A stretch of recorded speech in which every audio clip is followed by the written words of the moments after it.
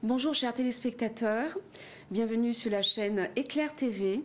Nous avons le plaisir de vous présenter une nouvelle émission, une émission littéraire, au cours de laquelle vous allez faire la connaissance de nombreux auteurs, notamment des auteurs caribéens. J'ai le plaisir aujourd'hui de recevoir ma première invitée, du nom de Corinne Dossa, une auteure donc d'origine béninoise, mais qui vit en Guadeloupe, je crois, depuis plus d'une vingtaine d'années. Je vais laisser donc notre auteur se présenter. Bonjour, bonjour à tous. Je suis très honorée d'être la première invitée de cette nouvelle émission. Je m'appelle Corinne Dossa. Je me définis comme étant béninoise béninoise d'origine, française de nationalité et guadeloupéenne de cœur. Et effectivement, je vis sur cette magnifique île depuis maintenant 21 ans. Nous remercions beaucoup Corinne pour cette présentation. Alors je vais dire quelques petits mots à propos donc de cette émission. Pourquoi cette émission littéraire? Tout simplement parce que nous nous sommes rendus compte que la littérature est un petit peu le parent pauvre des arts.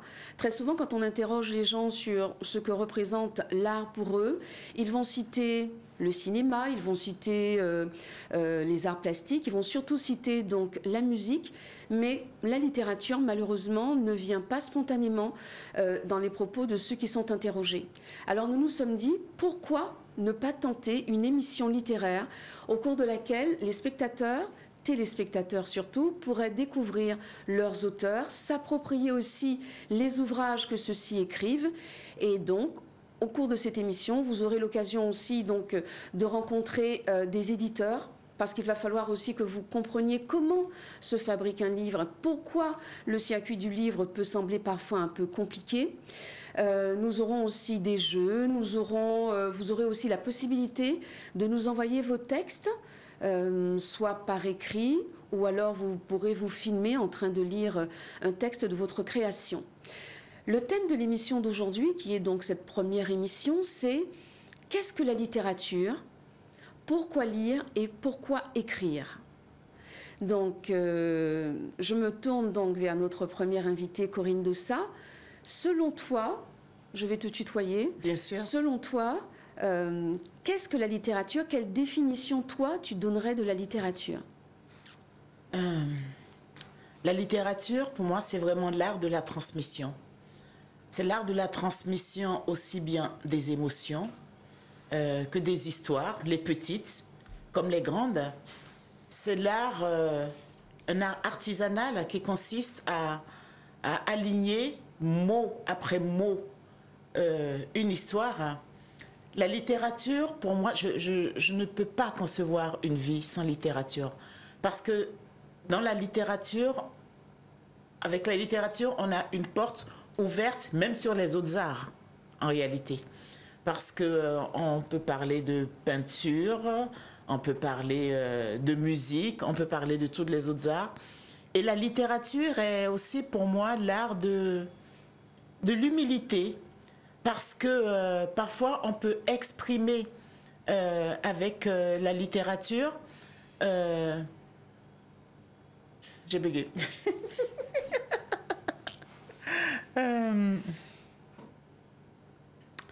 La littérature est bien sûr un art majeur parce que c'est l'art avec lequel on peut transmettre tous les autres.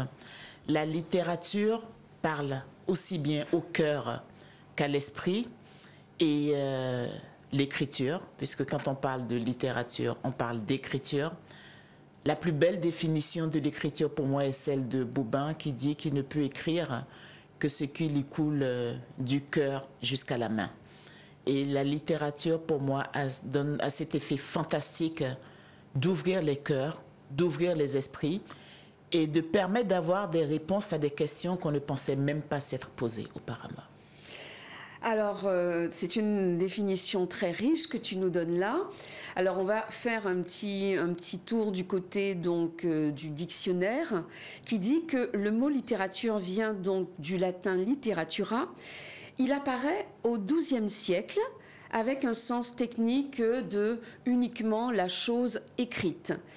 Il évolue et au XVIIe siècle, il va prendre le sens de savoir tirer des livres, un savoir tirer des livres, avant donc d'atteindre au XVIIIe siècle et au XIXe siècle l'ensemble d'œuvres écrites ou orales comportant donc une dimension à la fois esthétique qui participe à son élaboration. Alors là, c'est vraiment une définition, on va dire, très technique du dictionnaire. Mais quand je t'écoute parler, quand j'écoute la définition que toi, tu donnes de la littérature, je me rends compte qu'effectivement, tu vas toucher les émotions, tu vas parler davantage de profondeur. Ma deuxième question, pourquoi lis-tu et qu'est-ce que tu lis ? Pourquoi est-ce que je lis? Moi, j'ai eu la grande chance de naître dans une famille de littéraires. Mon père était journaliste de profession. Ma mère était une prof de maths, mais une prof de maths qui aurait pu aussi bien pu être prof de français. On avait des bibliothèques partout dans la maison, jusque dans les toilettes. C'était vraiment le livre, c'était vraiment l'objet roi à la maison. Donc, je crois qu'on a tous été, dans ma famille, on est 5 enfants, on a tous été inscrits à la bibliothèque dès l'âge de 3 ans. Donc moi, je n'ai pas eu à me poser la question, est-ce que j'aime lire ou pas? Est-ce que j'ai envie de lire ou pas? C'était juste une évidence dans cette famille-là. Et j'ai aimé lire tout de suite parce que, effectivement, on lisait et nos parents, non seulement nous avaient incités à lire, mais ils discutaient ensuite avec nous des livres que nous avions lus, de pourquoi nous les avions aimés. Et pour la petite fille un peu timide, un peu renfermée que j'étais, mais la lecture a été tout de suite une ouverture vers des horizons extraordinaires, incroyables. Donc moi, je ne sais pas à quel âge j'ai commencé à aimer la lecture, mais toujours est-il que quand j'en ai pris conscience, j'en suis devenue boulimique parce que subitement, j'avais cet objet-là, tout simple, qui pouvait m'ouvrir le monde en réalité. Alors, sous quelle forme sous quelle forme de support lis-tu? Est-ce que tu lis uniquement l'objet livre ou est-ce que, comme beaucoup aujourd'hui, avec la modernité, tu utilises une tablette, une liseuse?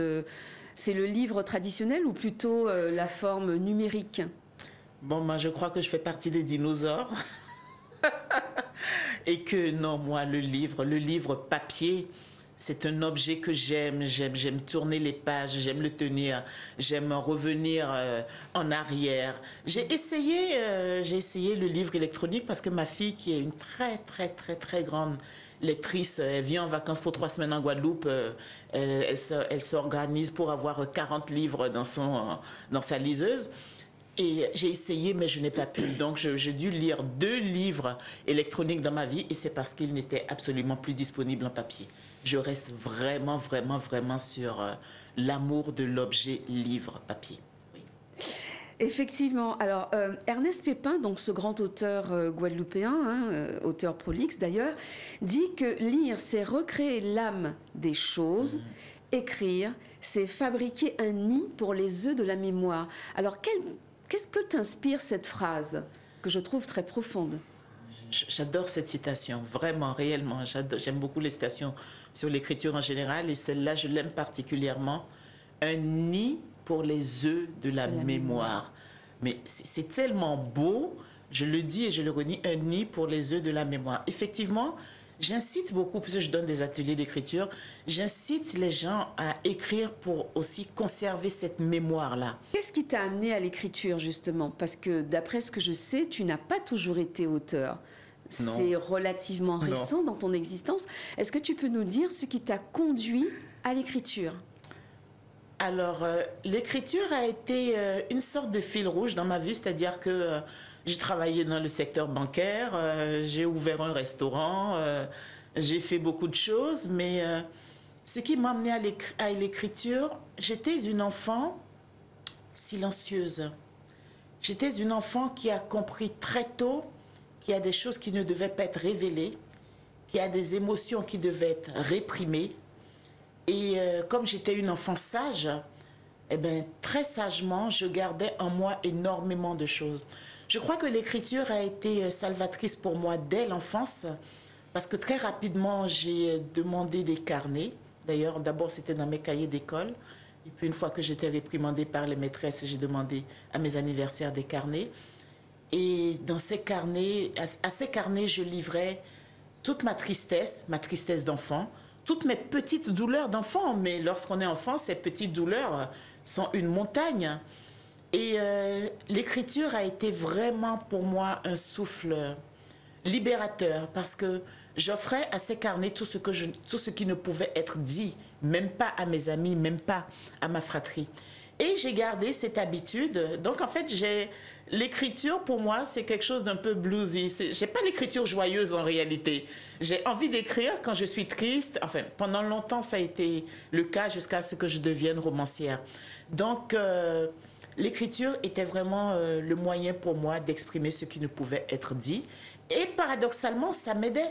Ça m'aidait autant que si j'avais un véritable interlocuteur en face à qui je pouvais parler. Les années ont passé et ensuite, je me suis lancée dans l'écriture, mais pour exprimer encore d'autres choses. Alors finalement, dans ta réponse, tu as enchaîné sur la question suivante que je voulais te poser, c'était est-ce que tu pourrais dire que la littérature a changé ta vie?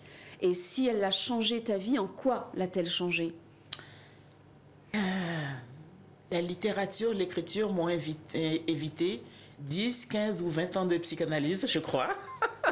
Réellement, je le dis en rigolant, mais très, très sincèrement, je crois que l'écriture, la littérature m'ont réellement sauvée, parce que j'avais des hurlements en moi. J'avais des cris dans le cœur que je ne pouvais pousser. J'avais des flèches empoisonnées qui me vrillaient l'âme et le cœur. Et c'est grâce à l'écriture que j'ai pu me libérer de tout ça. Si je n'avais pas écrit, si je n'avais pas lu, je ne serais pas là aujourd'hui. Là, pour moi, c'est juste une évidence. Donc vraiment, pour toi, l'écriture est salvatrice? Ah, totalement. L'écriture m'a sauvé la vie. C'est vraiment pas une façon de parler, c'est pas une jolie formule. Non, l'écriture m'a réellement sauvée. Alors, on dit souvent que la littérature fait passer des messages. Très souvent, on entend les gens dire que oui, dans tel livre, enfin surtout quand on interroge les auteurs, on les entend dire oui, moi dans tel livre, j'ai voulu faire passer tel message. Est-ce que toi, dans les romans que tu as écrits, est-ce que tu fais passer un message? Est-ce que tu penses que ce message est systématique? Est-ce qu'il est obligatoire? Ou est-ce que c'est juste le plaisir de la littérature, écrire pour écrire? Alors, je crois que ça, c'est vraiment le choix de chaque auteur et de chaque écrivain. Personnellement, je ne pense pas que je pourrais un jour écrire un livre juste pour le plaisir d'écrire.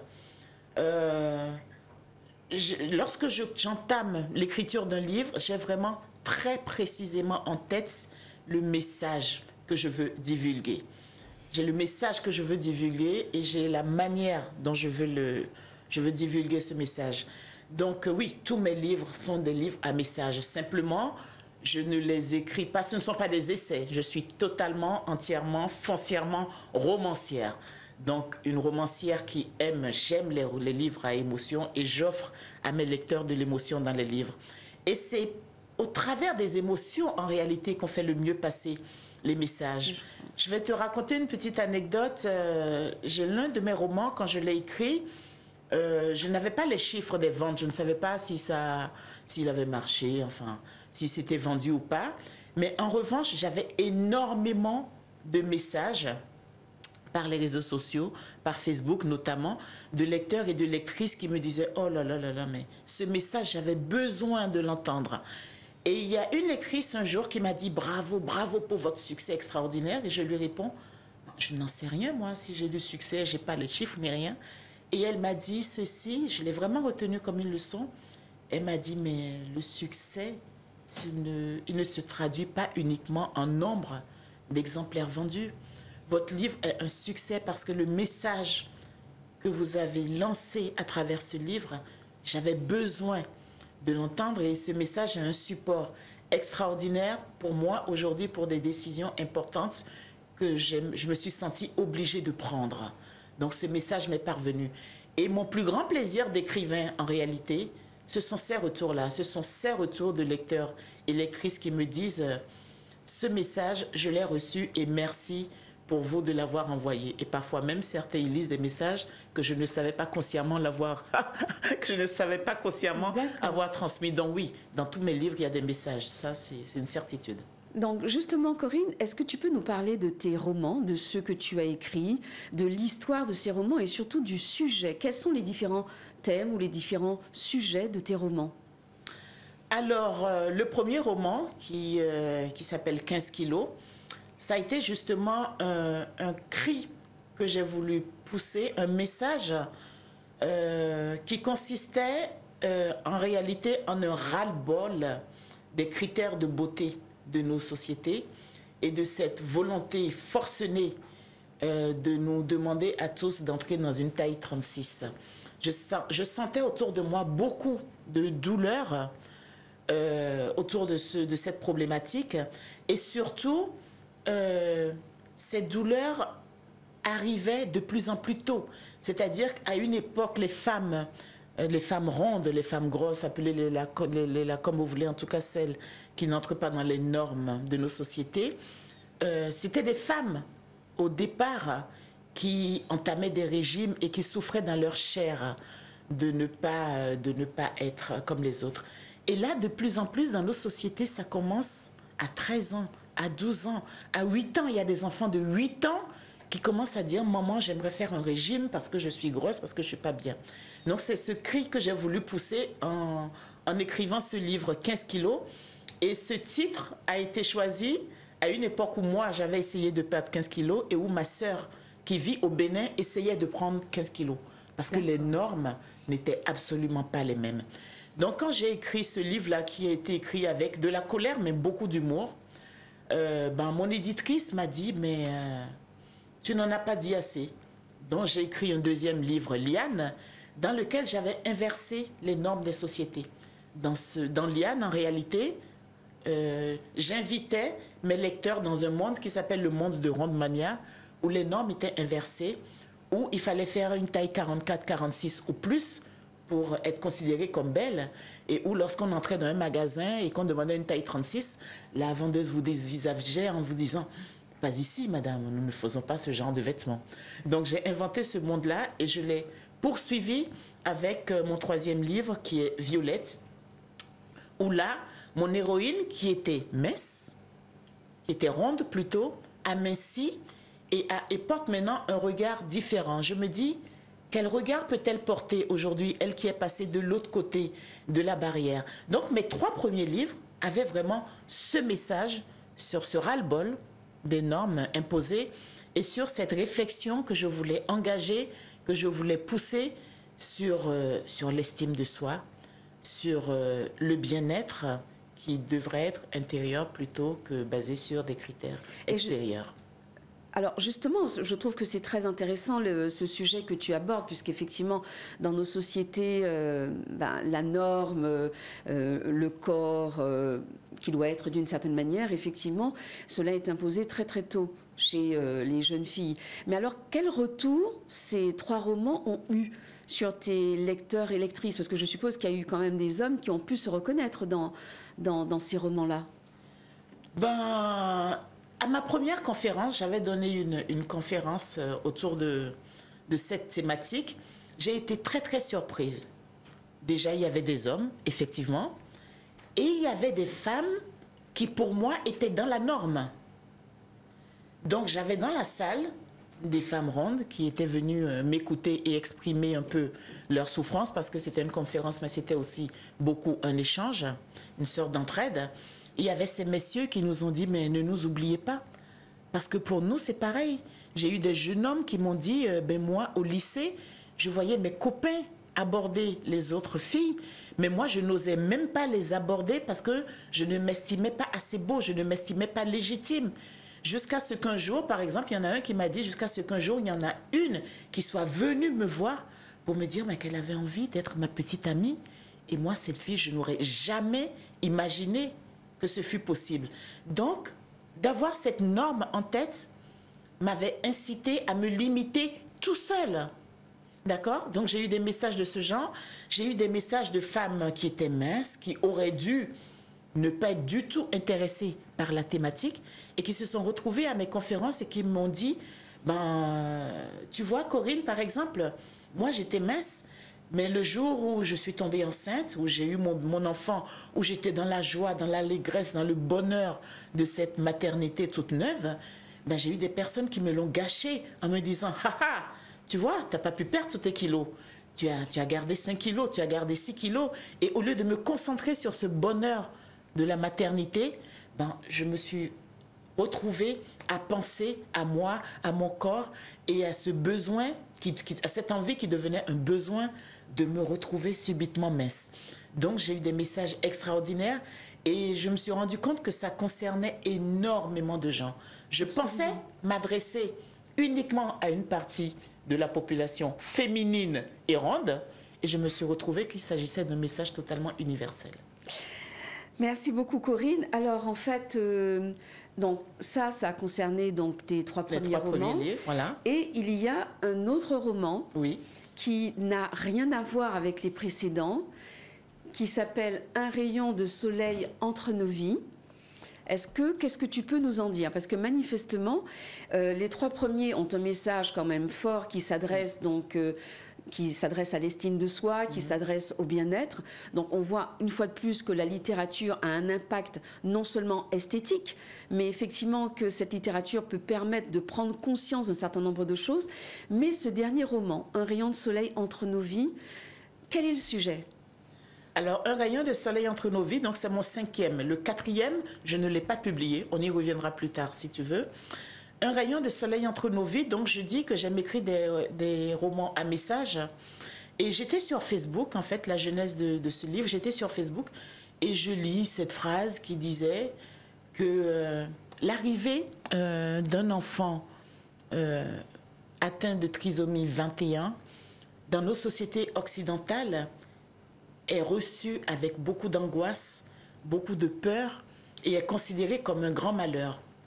Et que l'annonce de l'arrivée de cet enfant dans certaines tribus d'Amérique latine est source de joie, tout simplement parce que ces enfants, avec ce chromosome supplémentaire, ce chromosome 21 supplémentaire qu'ils ont, ces enfants sont considérés comme une passerelle entre les hommes et les dieux. Ils n'ont donc pas quelque chose de moins, comme c'est considéré dans les sociétés occidentales, mais ils ont quelque chose de plus. Et le prisme par lequel cette annonce est reçue change totalement la perception qu'on a de cette arrivée prochaine, change la vie de la famille, en moins bien ou en mieux, et change le destin de l'enfant. Donc, ceci nonobstant toutes les difficultés qu'il y a autour de cet état de trisomie 21, parce que je ne veux pas dire ici que c'est simple, que c'est facile, que subitement tout devient... Non, tout ne devient pas simple et c'est extrêmement compliqué. J'ai discuté avec énormément de parents atteints de trisomie 21 après l'écriture de livres, mais le simple fait de la réaction, du prisme par lequel on le prend, cette annonce change totalement la vie des protagonistes. J'ai lu cette phrase et je me suis dit, c'est incroyable. C'est vraiment l'histoire du verre à moitié vide et à moitié plein. Et ça m'a tourné dans la tête toute la nuit et le lendemain à 4 heures du matin, parce que je suis une écrivaine de l'aube, je me suis réveillée avec une histoire en tête dans laquelle j'allais raconter l'histoire d'une enfant différente qui arrive dans une famille qui ne voulait pas d'enfant déjà, et des conséquences de cette arrivée. Et en fait, c'est comme un parcours initiatique pour passer de l'idée occidentale à l'idée de cette tribu d'Amérique du Sud. Comment est-ce qu'on vit avec ça? Et c'est vraiment donc une histoire autour de la différence, de comment elle est acceptée et des conséquences qui en découlent. Merci beaucoup Corinne. Effectivement, c'est un roman qui est très touchant, qui est très bouleversant. Un roman plein d'amour que je vous recommande, Un rayon de soleil entre nos vies.